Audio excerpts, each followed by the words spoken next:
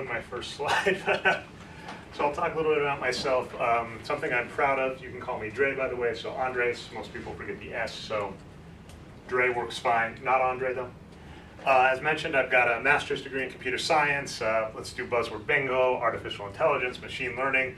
Some of the more interesting parts, I did this with the psychology department, so that was computer vision. That's what got me interested in a lot of basketball. There's some fun experiments in psychology and vision that have to do with basketball, of all things. Statistics, math, so buzzword bingo, I win when I go to analytics conferences like Sloan, and they say, we're looking for these things. I'm like, yes, my resume looks awesome. I'm an avid basketball fan, so the first talk was very appealing to me because when I got out of grad school, I was not interested in databases or web development, but I was interested in basketball, and to do the work I wanted to, I had to learn databases and web development. So the STEM sports pipeline works even with geeks.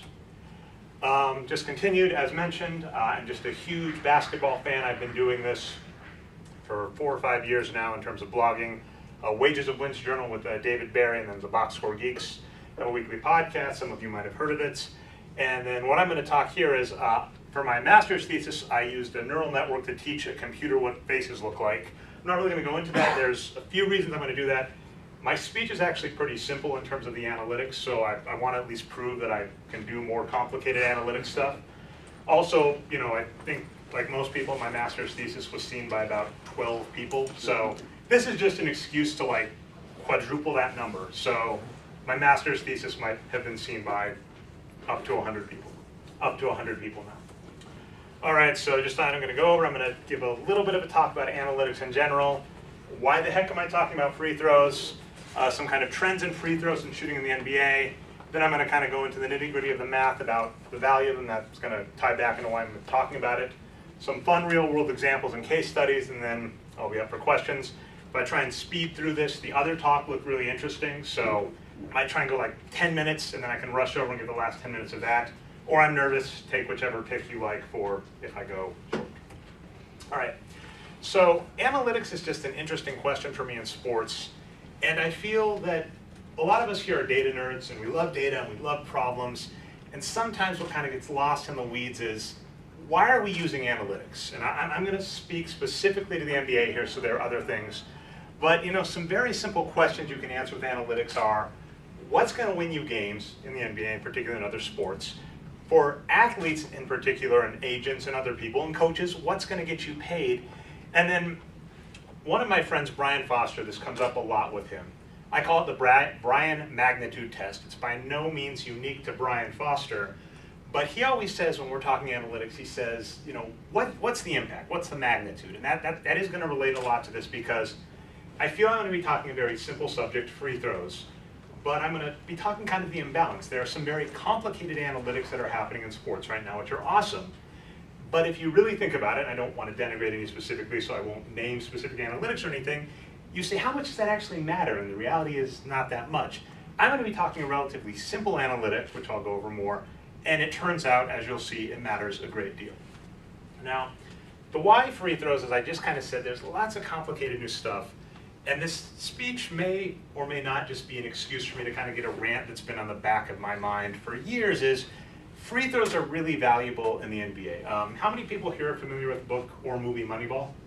I hope all of you here at the analytics conference. So one of the key things in Moneyball was actually, it wasn't the complicated analytics nerds discovering new things with the game. That's the story that's always told. Some of the simplicity was, for lack of a better term, they just read the rules and realized that in baseball, outs are really valuable and walks are really valuable.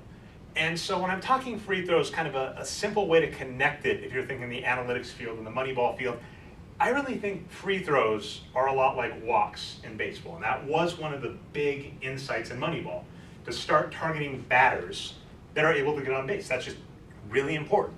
And in terms of free throws in the NBA, I feel that is really a one-to-one analog almost, but I also feel that it kind of just got lost in the shuffle. Okay. So, I'm assuming all of you are you're in a basketball talk and an analytics conference at 9 in the morning. I assume you all know this, but I'm just going to do some quick review. If you don't know basketball, goal of the game is to put a ball through a hoop. Every time you score, the possession changes, or alternatively, the possession can change when a team loses the ball either by a missed shot or turnover. This is really fascinating stuff. That's a lot of the work I've done with Wages of Wins and Box Score Geeks, but we'll leave that off the table for this talk. You can score up to 3 points at a time, 1 point with a free throw, which we'll be talking, 2-point shot or a 3-point shot. And really what's important in basketball is how much you outscore your opponent by per possession really lines up with explaining wins. That's kind of the important part here. So I'm going to be talking briefly. Any of you familiar with the wins produced formula? No, or a few, couple. How about per BPM win shares? Okay.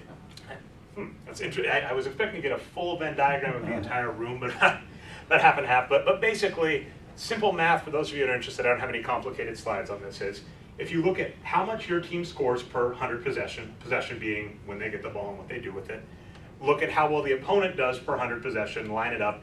You can basically just use very simple linear regression and track that almost identically to wins, which is really key, because the point I'm going to be making is the box score statistic, I'll get there in a second, can really explain what happens. Now, like I said, I'm going to be talking box score statistics. Just like all of you are familiar with this, this is from, I think, the last game of the 2016 NBA Finals where LeBron James beat the Golden State Warriors. So basically all of these are just tracking different stats, and it turns out, unsurprisingly, you can take all of these numbers, very easily explain what happened. They're tracked to the individual player. Now, where it can get interesting is, how much do I actually want to credit the individual? So for instance, LeBron James in this game, wow, he did really bad from three-point shooting, but took 5 threes, only made 1. How much of that is his credit? It's really easy in basketball to say, well, I'm just going to credit LeBron James with this, and the models I've used tend to do that. However, what's really nice about free throws, and one reason it interests me, is that you're not going to really get around crediting that with anybody else. When it's just the individual player at the line, it's just them shooting, that their efficiency, how well they shoot from free throw line, is really just all on them. And that's another reason I'm interested in this, is because I'm hugely interested in basketball. I'm hugely interested in how the box score statistics translate to wins and how we can use that. But then, as I mentioned, this point here really does get in contention. I'll say this player is really good, and some people might say, well, was it really them, or was it they were playing next to LeBron James? Of course they're going to get 20 rebounds a game or whatever. Whereas this free throw part is really important. And then the last part I'm just going to mention is, in spite of that argument, in case you're thinking that in the back of your head, of all the major U.S. sports, in basketball, year-to-year correlation in box score statistics for individual players, it's the most consistent of any sport. Like football, it's almost completely random. Who knows? Baseball, it's pretty good, but you still have no idea who's going to be the MVP next year. It's no surprise that this guy right here, LeBron James, has dictated who has gone to the finals 8 straight years from the Eastern Conference. No one was surprised by that.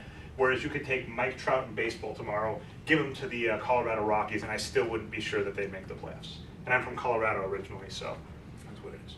Okay, so here's really the start of this, and I'm actually going to possibly shoot myself in the foot at the start to say it's entirely possible in a year this talk is going to be obsolete. In fact, I hope that's the case. But here was the real motivating factor, because right around this time, this is 2015, 2016 is when I got interested in it.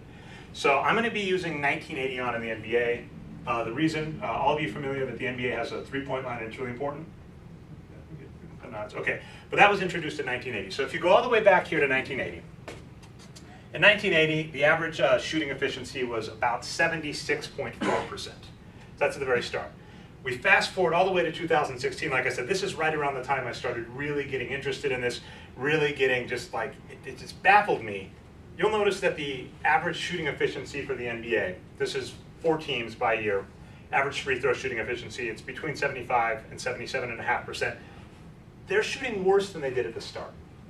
Now, obviously, as I mentioned, I might be shooting myself in the foot. You'll notice there's this uptick in the last 2 years, but first off, the NBA has never cracked 77.5% as a league average. And if you look at this chart, there's not really an obvious progression. By the way, this is an interesting period of time. This is 1999. This big dip here, an explanation that came up in the book Basketball on Paper. There was a lockout, and basically after lockouts, you notice, and that was 2011, basically when you lock out the league, players don't practice, and their shooting efficiency gets worse. So that's just kind of fun. All right, but the reason, so I'm going to take this chart, and the real one I'm going to compare it to is three-point shooting. And this is much nicer. So 1980, NBA introduced the three-point line. Nobody knows how to shoot threes. Using the analytics, you can basically track they were shooting about 28% as a league. Don't take threes is the answer. So the last talk we just saw where contested mid-range jumpers are horrible. In 1980, you could have told every team with how well they were shooting, stop taking threes, what are you doing? Now we get to the modern era, 36% about average, closest to the highest it's ever been. Teams are really learning how to shoot threes. This gap right here, if you're interested, if you don't remember, the NBA actually shortened the three-point line in 1996 and 1997. So that's why there's this random, if you're like, what happened, why did they get better and get worse? They basically put a bumper lane in the NBA here. Then they took it out and they got worse, and then they've gotten better. Now, I'm gonna call this next slide, you really thought, after reading your slides this morning in the lobby, you said, man, I really should have had another chart. I don't have time to make that chart, but I'm gonna put this slide. So, this last point, you'll kind of notice it seemed kind of flat about the last decade. It's gone up a little. But the key is teams are just shooting more and more threes. So the missing part that I kind of am remiss in missing from this is not only have teams basically improved shooting efficiency really well from the three-point line, they're just taking more and more threes. They're taking about 10 times as many as they did as when the league started. Now, the interesting part about the free throw rate, which goes back to here, is they're actually shooting a little less. They're going to the line less. Part of that is things like anti-flopping rules. Teams were sloppy. Just a random myth that I hate about basketball that I want to get out here. People that are just, in love with this idea of the golden age, things were better. You hear, anybody know Bill Russell? Yes, some nods, good. Know your basketball history. He's got the most titles in NBA history. The finals MVP is named after him. He'll say things like, I'm not gonna cuss because he does that sometimes, but he'll say he beat modern era. And the simple reality is, if you look at the data and statistics for old school basketball, it was the metaphor I've used is it's like kids playing soccer. They kind of just all chase the ball. You can see they had lots of turnovers or much less efficient. Modern NBA is better, so they're better at not fouling, but that gets interesting to me in the fact that really we haven't seen an uptick in shooting efficiency as compared to, say, three-point shots. Okay. So this is kind of boring stuff, but it's just an ordinary least squares table from the wins produced, and in fact this is way too much, but basically you can track how much each individual box score statistic tracks in terms of wins for a team. So that's kind of important, that's what I'm going to get to. The only really ones that matter here are, let's see, missed free throws and made free throws. So a made free throw is worth marginally 0.017 wins to a team, whereas a missed free throw is worth negative 0.15. The disconnect, as you might recognize, is not every free throw ends the possession. And so that's the point. Sometimes you miss a free throw, but it was your first take, so it doesn't really matter that you missed it. But we'll keep going on the math. So basically, as I said, there's plus 0.017 wins per made free throw.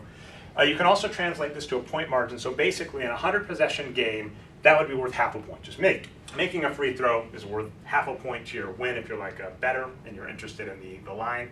There's that, and then obviously a missed one, negative 0.47 points per 100 possession. As mentioned, not all free throws. So I've got this fun chart for those of you that are happy with like Z charts and stuff like that. I've kind of got one here. And so this middle line here is close to league average for last season. So the NBA, the average team shot 76.7% from the free throw line, and they took about 22 free throw attempts per game. And now what I just want to do, and probably was a nicer way to data visualize this, but if you just want to look across because it tells the same story, essentially, if you improve your free throw shooting efficiency by 1%, that's worth almost half a win. So if you were just an average team, this is slightly off because, again, the average is actually 76.7, not 77. But if you were able to increase your free throw shooting efficiency by 3%, that's worth 2.1 wins. Now, another interesting part, too, is if you just increase the number of free throws you take, again, this is like walks in Moneyball, it's also really valuable. But that's not really in the scope of this because, obviously, how to get to the line more, which players you can use. These are all interesting questions. I mean, one thing I'm going to throw out there about this talk that makes me the classic analytics person is I'm going to present you a data. I'm going to present some data, sorry, a data. I'm going to present you a problem, and then I'm just going to say, you should find a solution to it. And you're going to say, nerd, how would you do it? And I go, despite the fact that I did win a gold medal in the free throw shooting contest in basketball camp in middle school. I've injured my wrist since then, and I have no real good concrete solutions that are going to go in this talk. But I'm going to show you the data. And again, I'm kind of yelling at the clouds because when you're looking at this analytics-driven fact of the NBA, the simple question you ask is, this is really low-hanging fruit. If I've got my team, and I just say, my goal is just improve their free throw shooting by 2%. That's almost 1.5 wins right there. That's huge. And then if you look at how much money teams spend on free agents, players that are going to help, late season trade mix-ups, you could just get a box, right? You make a box with an Arduino, improve your free throw shooting, and that can make your team better. So that's really been my motivation for this, is that in terms of the NBA and analytics, I've been super psyched about the growth and improvement in everything. The fact that there are almost 3 analytics people per NBA team now. But this has always just stood out to me as, why didn't they copy baseball? Why haven't we gone from there? Okay, I've got a few real world examples. And the funny thing about the real world examples as well, they're very impressive. It turns out it doesn't actually affect a player's rank. So as an example, this is Ben Simmons. Anybody fan? Close? Only a couple. He's so, I just want to point this out. Ben Simmons is the most amazing rookie on an important NBA squad since Tim Duncan. That's just, if you're a basketball fan, that's, okay, sorry. We'll do a talk on Ben Simmons next year when he's MVP. Okay, so a lot of people have said he should improve his three-point shooting. He didn't make a three-pointer all year, maybe. But here's the bigger thing. He shot 56% from the line, which is just atrocious. Now, he managed to ramp this up in the playoffs to 70.7%. And here's the thing.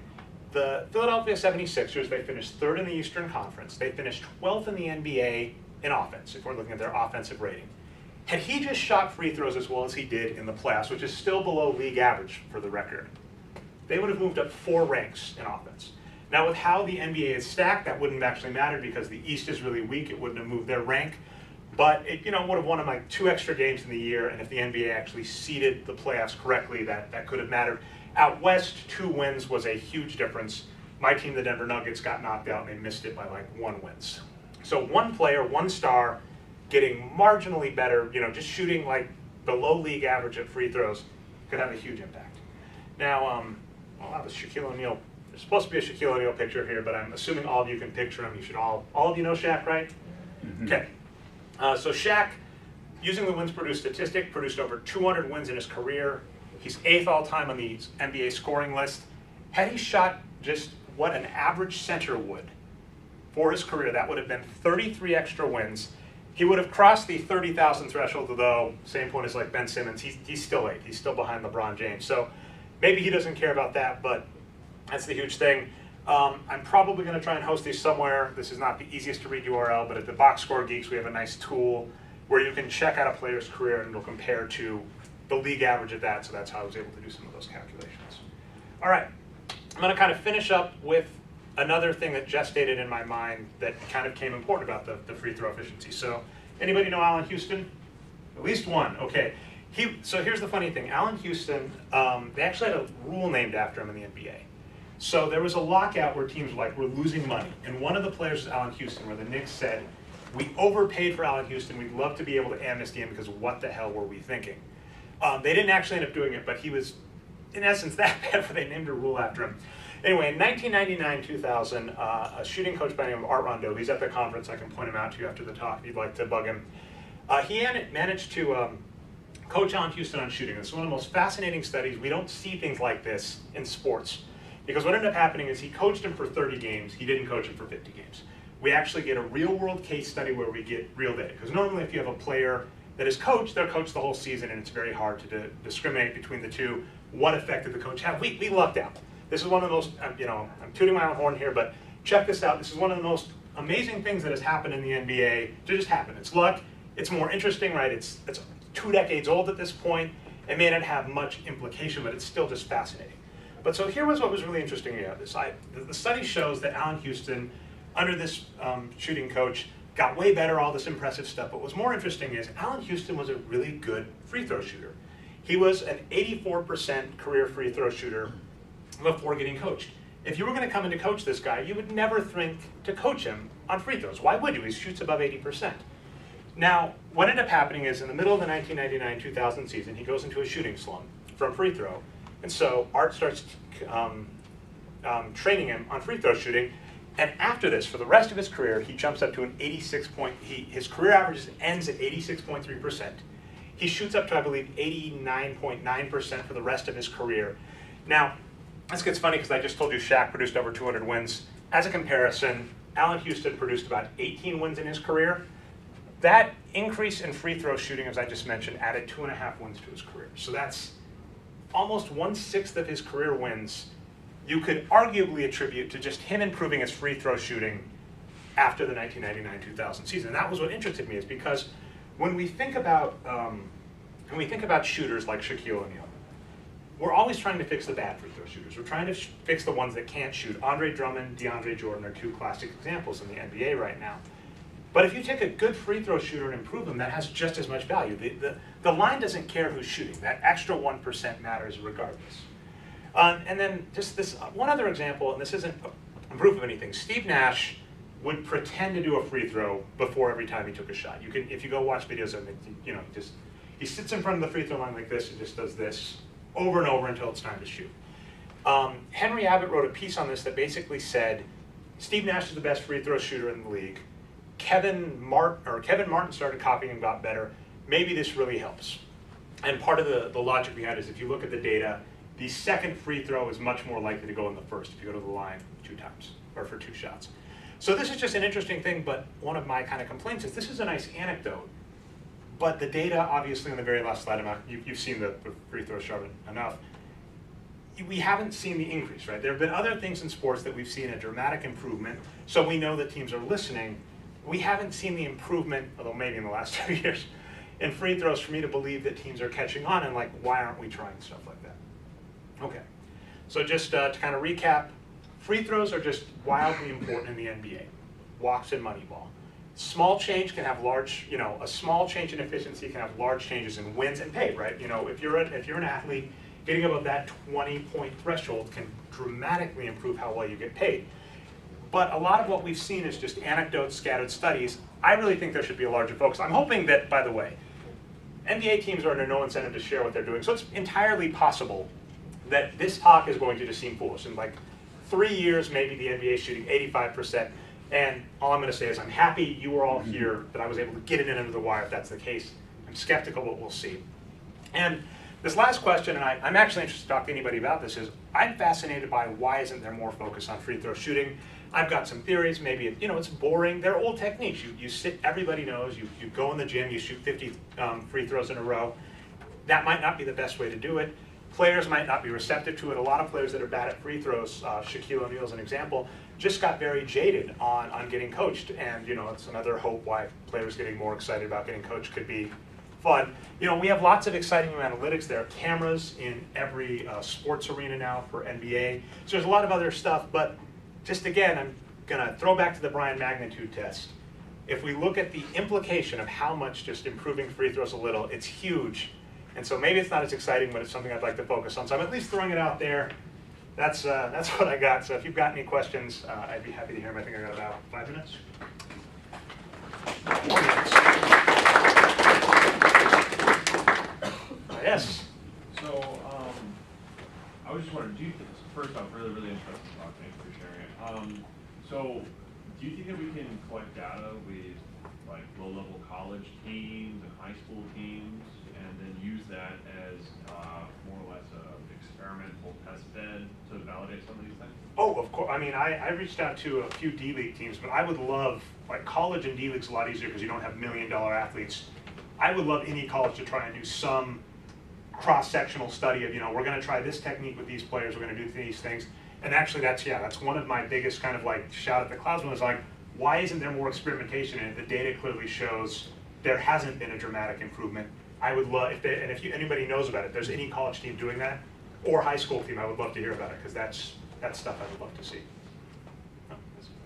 So I asked our basketball program to experiment shooting underhand, and he said that transfer rates would skyrocket if they did that. But what do you think about that? So I was hoping I'd get at least one. I have this slide ready. I don't have a nice graphic. As I mentioned, Art Rondeau's talked a lot about this before, but really, the underhand free throw, suggesting that at least based on kind of the physics, and there is a lot of interesting, I'm not a physicist, I'm a computer scientist, looking at that, it's kind of like telling people to improve at driving, just drive like Michael Jordan. One of the best free throw shooters in the NBA history was Rick Barry. He shot underhand notoriously, but it's a hard thing to do. And so for most people, I wouldn't really suggest it. So, and then there is this weird stigma about it, but I've got to believe that if it was actually effective, people would do it because getting points gets you paid. Yes? One of the limitations of box score is context. So if I were to have offensive rebound, I don't know if that was contested or not. And that's kind of the same with free throws. Have you looked into any of the, I think it's called clutch time, like if last 2 minutes of a game and it's within, the score is within a few possessions, obviously that free throw in that time would be a lot more important to a win as opposed to a blowout game or in like the first possession. So a guy by the name of Justin Rao did some stuff on this, which is fascinating. I'll steal one of his responses. Just the entire game matters, so the end we remember it better, but that missed free throw in the second quarter matters as much. But the context of that is huge because I like free throw shooting efficiency in that it is unique to the individual, but the context of the last 2 minutes, what's your frame of mind? How do players shoot when they're tired? You're saying end of the game, so they've been going the whole game. How are they able to handle the pressure, right? Because they know that free throw matters. A missed free throw, lost the first game of the NBA Finals. I have nothing on that. I could talk your ear off. That's a fantastic question. I wish I had like 20 minutes to just banter back and forth about implications and stuff on that.